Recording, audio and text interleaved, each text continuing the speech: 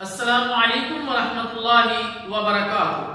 میرے محترم دوستو، رسول اللہ صلی اللہ علیہ وسلم نے ارشاد فرمایا، مسلمان کے مسلمان پر 5 حق ہیں۔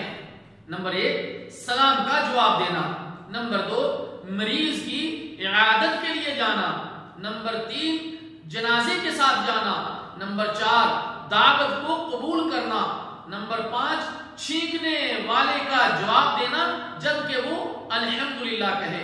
اللہ تعالیٰ جل شانہ سے دعا ہے کہ اللہ تعالیٰ ہمیں حدیث مبارکہ پر عمل کرنے کی توفیق عطا فرمائے۔ والسلام علیکم ورحمۃ اللہ وبرکاتہ۔